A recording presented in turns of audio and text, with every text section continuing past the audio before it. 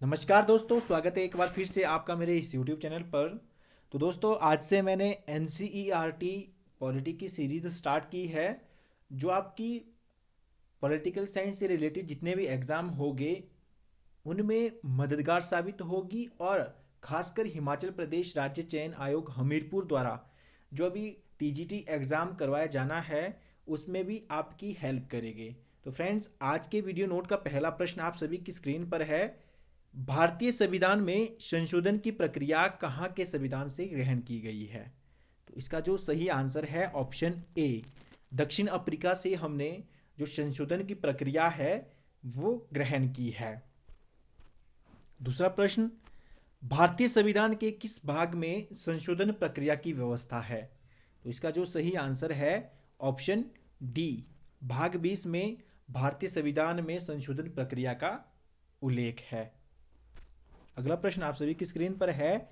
भारतीय संविधान के किस अनुच्छेद के अंतर्गत संविधान संशोधन की शक्ति व प्रक्रिया का विस्तृत उपबंध किया गया है?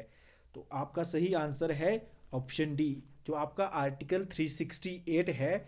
इसमें जो संविधान संशोधन की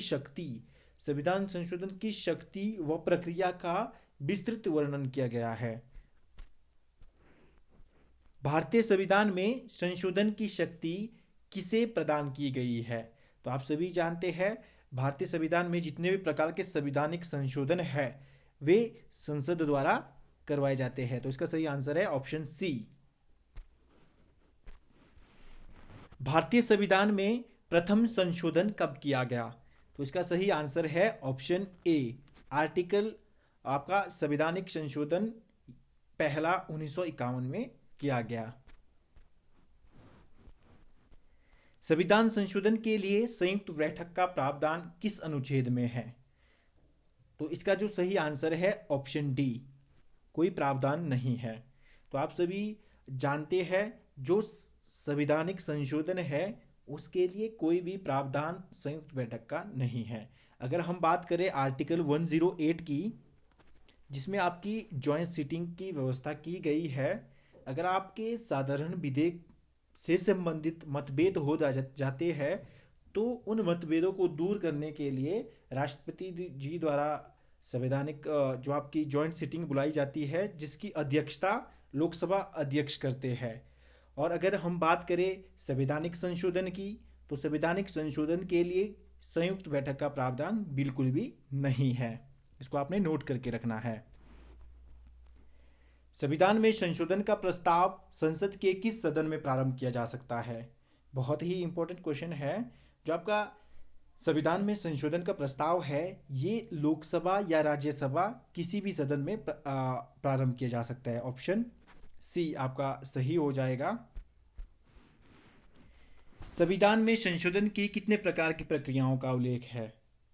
इसका सही आंसर है ऑप्शन सी, 3 प्रकार की प्रक्रियाओं का उल्लेख है, जिनमें सबसे पहले है आपका साधारण बहुमत द्वारा संशोधन, ठीक है। उसके बाद आपका विशेष बहुमत द्वारा संशोधन, और तीसरा आपका विशेष बहुमत द्वारा संशोधन और आधे से अधिक राज्यों का अनुसमर्थन। तभी जाके भारतीय संविधान में क्या संशोधन किया जा सकता है। आप सभी जानते हैं, हमारी जो संवैधानिक संशोधन की प्रक्रिया है ये ना अधिक कठोर है और ना लचीली है। हमने मध्यम वर्ग की, मतलब कठोर और लचीले का मिश्रण। जैसे अगर संविधान में साधारण बहुमत अर्थात अगर संविधान में साधारण बहुमत अर्थात दोनों सदनों में उपस्थित तथा मत देने वाले सदस्यों के आधे से अधिक की सहमति ही पर्याप्त होती है।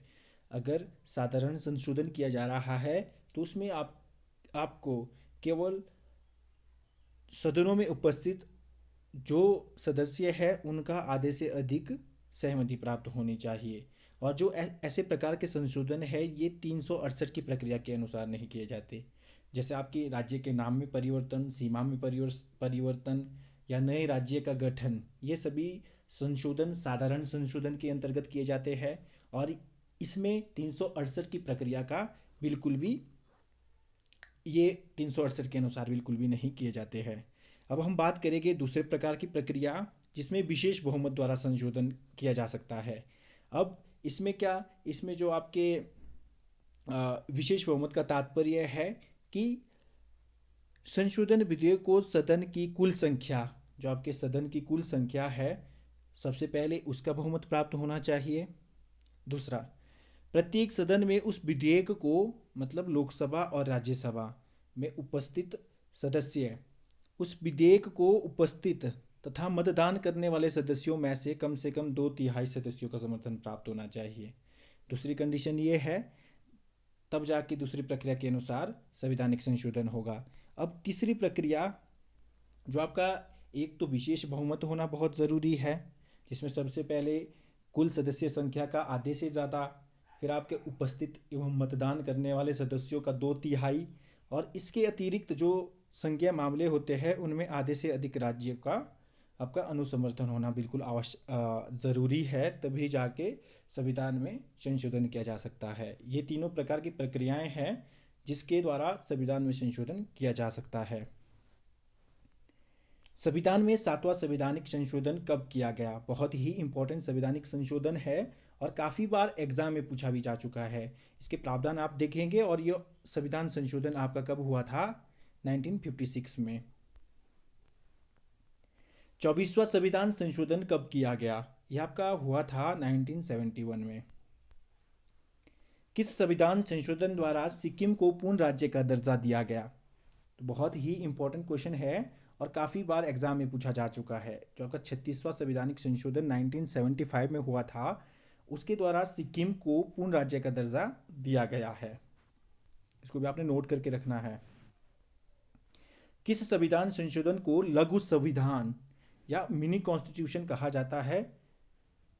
आर्टिकल, ये आपका 42वां संवैधानिक संशोधन, इसको मिनी कॉन्स्टिट्यूशन कहा जाता है, क्योंकि अब तक के जितने भी संवैधानिक संशोधन हुए हैं उनमें सबसे ज़्यादा संवैधानिक संशोधन इस 42nd अमेंडमेंट के द्वारा किए गए। किस संवैधानिक संशोधन द्वारा भारतीय संविधान की प्रस्तावना में पंथ निरपेक्ष, समाजवादी और अखंडता शब्दों को जोड़ा गया? यह आपका जो 42nd कॉन्स्टिट्यूशन अमेंडमेंट हुआ था, कब? 1976 में। इसके द्वारा जो है पंथ निरपेक्ष, समाजवादी और अखंडता शब्दों को प्रस्तावना में जोड़ा गया। समान न्याय और निःशुल्क विधिक सहायता का प्रावधान भारतीय संविधान के किस अनुच्छेद में है? तो आर्टिकल, ये आपका 39 में है, और इसे जो आपका समान न्याय और समान विधिक सहायता का प्रावधान है, ये भी राज्य के नीति निर्देशक तत्वों में 42वें संवैधानिक संशोधन द्वारा ही जोड़ा गया। इसको भी आपने नोट करके रखना है। अगला है आपका आर्टिकल 48A, जिसमें पर्यावरण की रक्षा और सुधार एवं वन्य जीव की सुरक्षा को किस संविधान संशोधन द्वारा भारतीय संविधान में जोड़ा गया? ये भी आपकी 42nd कॉन्स्टिट्यूशनल अमेंडमेंट एक्ट के द्वारा इसको जोड़ा गया। किस संविधान संशोधन द्वारा एक नया अध्याय भाग 4 क में अनुच्छेद 51 को जोड़कर नागरिकों के 10 मूल कर्तव्यों को जोड़ा गया? ये आपका 10 मूल कर्तव्य, ये भी आपके 42वां संविधान संशोधन जो 1976 में हुआ था, इसके द्वारा ही एक नया भाग 4 क और एक नया अनुच्छेद 51 को जोड़कर 10 मूल कर्तव्यों को भारतीय संविधान में जोड़ा गया। बहुत ही इंपॉर्टेंट है और इसको भी नोट करके रखना है। अगला प्रश्न आप सभी की स्क्रीन पर है, शिक्षा को किस संविधान संशोधन द्वारा समवर्ती सूची में शामिल किया गया? इसे भी 42वें संविधान संशोधन द्वारा समवर्ती सूची में ऐड किया गया था। किसको? शिक्षा को। भारतीय संविधान में 44वां संविधान संशोधन कब हुआ? एक दूसरा संवैधानिक संशोधन जो बहुत ही इंपॉर्टेंट है, यह आपका 1978 में ही इसे भारतीय संविधान संशोधन किया गया। ठीक है, 44वां संवैधानिक संशोधन 1978 में किया गया। इसके बाद किस संविधान संशोधन द्वारा अनुच्छेद 352 में राष्ट्रीय आपात की उद्घोषणा का आधार आंतरिक अशांति के स्थान पर बदलकर सशस्त्र विद्रोह शब्द को शामिल किया गया?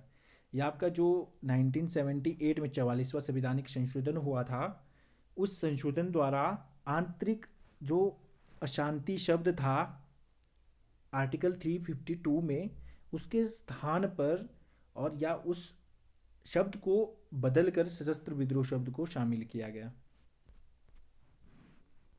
किस संविधान संशोधन द्वारा यह व्यवस्था की गई कि राष्ट्रपति राष्ट्रीय आपात की उद्घोषणा तभी कर सकता है जब उसे मंत्रिमंडल द्वारा लिखित सूचना दे दी जाए।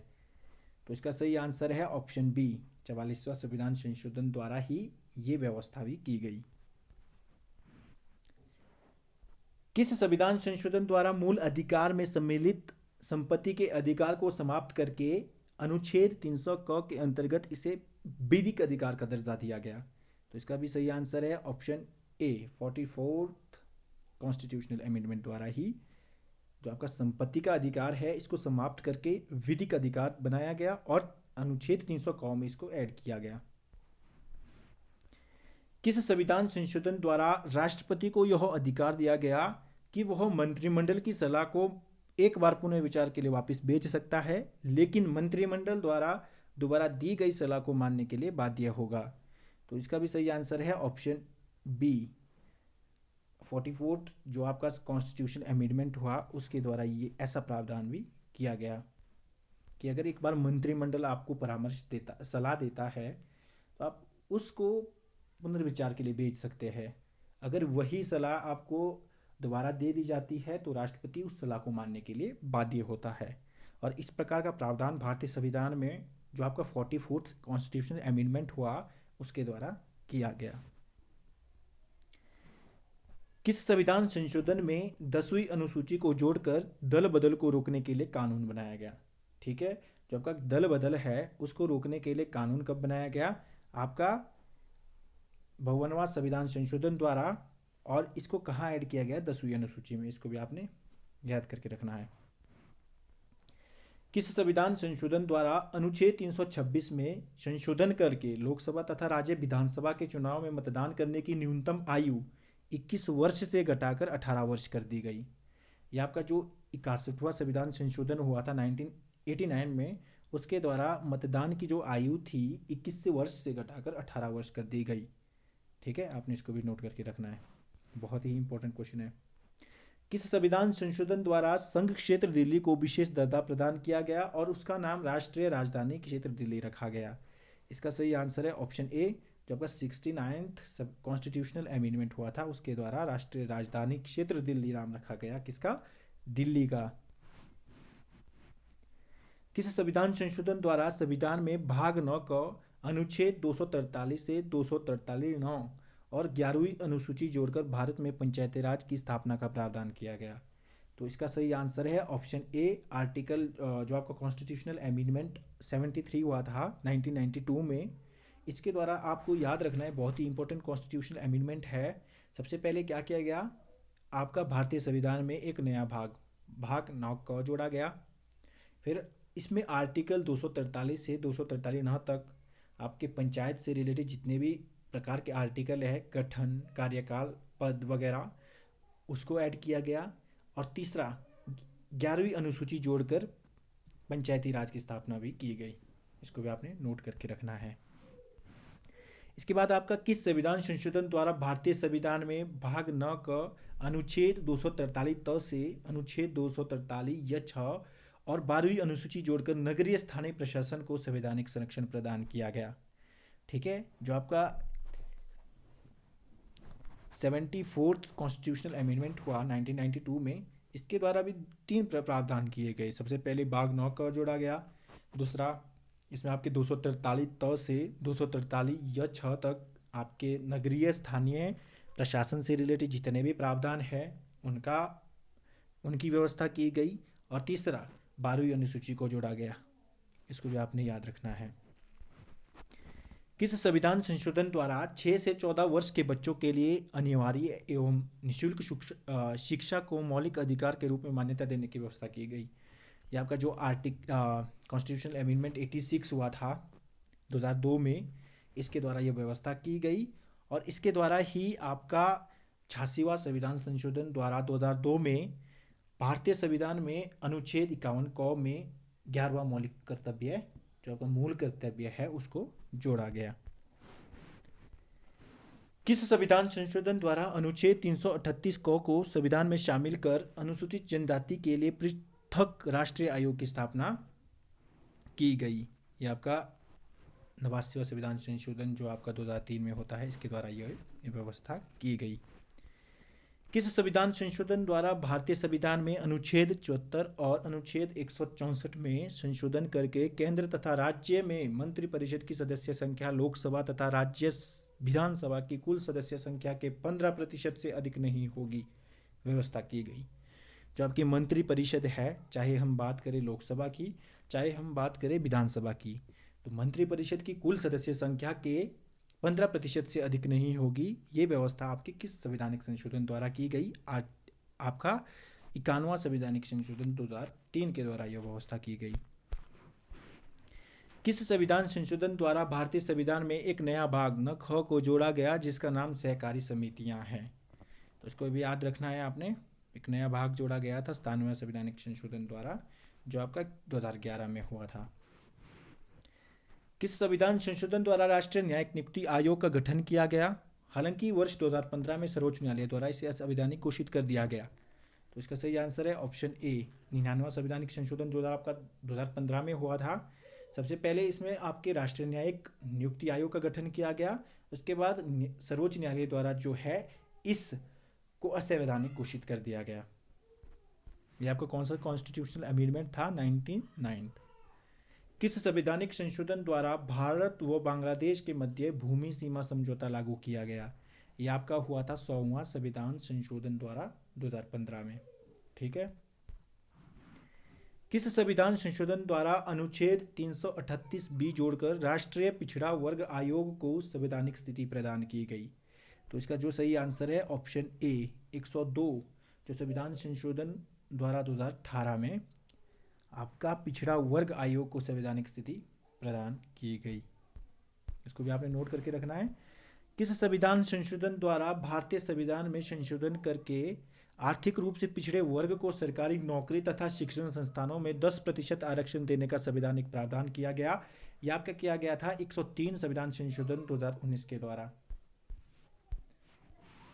किस संविधान संशोधन द्वारा भारतीय संविधान में संशोधन करके वह संसद व विधानमंडलों में एंग्लो इंडियन समुदाय को प्राप्त आरक्षण समाप्त कर दिया गया? यह आपका 104 जो संवैधानिक संशोधन 2020 में हुआ था, उसके द्वारा जो एंग्लो इंडियन समुदाय को प्राप्त आरक्षण था उसे समाप्त कर दिया गया। किस संविधान संशोधन द्वारा राज्य विधानसभाओं तथा लोकसभा में कुल सीटों की 1/33% सीटें महिलाओं के लिए आरक्षित कर दी गई? यह अधिनियम भविष्य में केंद्र सरकार की अधिसूचना के द्वारा लागू किया जाएगा। एक तो क्या महिलाओं के लिए आरक्षण की व्यवस्था की गई, कितने प्रतिशत आरक्षण की? 33% आरक्षण की। और इसी अधिनियम में कहा गया कि भविष्य में केंद्र सरकार अधिसूचना द्वारा इसको लागू करेगी। यह आपका जो आपका 106 कॉन्स्टिट्यूशनल आपका 106 कॉन्स्टिट्यूशनल अमेंडमेंट के द्वारा जो 2023 में हुआ था। ठीक है, इसके द्वारा ये प्रावधान किया गया। निम्नलिखित में से किस एक का भारतीय संसद के दोनों सदनों द्वारा अलग अलग विशेष बहुमत से पारित होना आवश्यक है? आप सभी जानते हैं जो संवैधानिक संशोधन विधेयक होते हैं ये प्रत्येक सदन से अलग अलग विशेष बहुमत से पारित होने आवश्यक होते हैं। और भारतीय संविधान के किस अनुच्छेद के प्रावधानों के अंतर्गत संविधान में संविधान संशोधन किया जा सकता है? आपका अनुच्छेद 368। इसको भी आपने याद करके रखना है। इसके अतिरिक्त जो आपका 360 है ये वित्तीय आपातकाल से संबंधित अनुच्छेद है। 324 आपका चुनाव आयोग की व्यवस्था है और अनुच्छेद 356 आपका जो राज्य में राष्ट्रपति शासन की बात करता है। राष्ट्रीय पिछड़ा वर्ग आयोग का प्रावधान संविधान के किस अनुच्छेद में किया गया है? तो इसका जो आर्टिकल है 338B। निम्नलिखित में से संविधान संशोधन विधेयक किस सदन में लाया जाता है? तो आप सभी जानते हैं लोकसभा और राज्यसभा, केवल 1 और 2 ओनली लोकसभा और राज्यसभा में ही संवैधानिक संशोधन विधेयक प्रारंभ किया जा सकता है। जो आपका 86th कॉन्स्टिट्यूशनल अमेंडमेंट द्वारा प्रस्तावित शिक्षा का अधिकार किस वर्ष लागू किया गया? यह आपका 2010 में लागू किया गया था। भारतीय संविधान में 9वीं अनुसूची जोड़ी गई। आपकी जो प्रथम संवैधानिक संशोधन हुआ था 1951 में, उसके द्वारा जो है प्रथम अनुसूची जो आपकी 9वीं अनुसूची को जोड़ा गया था। संविधान के किस संशोधन द्वारा अन्य पिछड़ा वर्ग को शिक्षण संस्थानों में प्रवेश हेतु 27% आरक्षण दिया गया? तो इसका सही आंसर है आपका 93 कॉन्स्टिट्यूशनल अमेंडमेंट द्वारा। भारत के सर्वोच्च न्यायालय ने संविधान के आधारभूत ढांचे के सिद्धांत को किस वाद में स्पष्ट किया? तो आप सभी जानते हैं केशवानंद भारतीवाद 1973 में मूलभूत ढांचे के सिद्धांत को स्पष्ट किया था। लोकसभा व विधानसभा में किसी दल के निर्वाचित सदस्य के दल बदल पर निम्नलिखित में से किस संवैधानिक संशोधन द्वारा प्रतिबंध लगाया गया? जो आपका 52वां संविधान संशोधन हुआ था कब? 1985 में। इसके द्वारा दल बदल पर रोक लगा दी गई थी। अगला प्रश्न, निम्नलिखित संविधान संशोधनों में से एक के अंतर्गत दिल्ली को राष्ट्रीय राजधानी क्षेत्र नेशनल कैपिटल रीजन, आपने सुना होगा दिल्ली एनसीआर का दर्जा प्रदान किया गया। यह आपका हुआ था 69 जो आपका कॉन्स्टिट्यूशनल अमेंडमेंट हुआ था उसके द्वारा जो है राष्ट्रीय राजधानी क्षेत्र दिल्ली का दर्जा इसे प्रदान किया गया था। 44वां संविधान संशोधन के द्वारा निम्नलिखित में से किस अधिकार को मौलिक अधिकार की श्रेणी से हटा दिया गया था? वो था आपका 1978 में संपत्ति के अधिकार को 44वें संविधान संशोधन द्वारा मौलिक अधिकार की श्रेणी से हटा दिया गया था और एक विधिक अधिकार बना दिया गया था आर्टिकल 300 क में।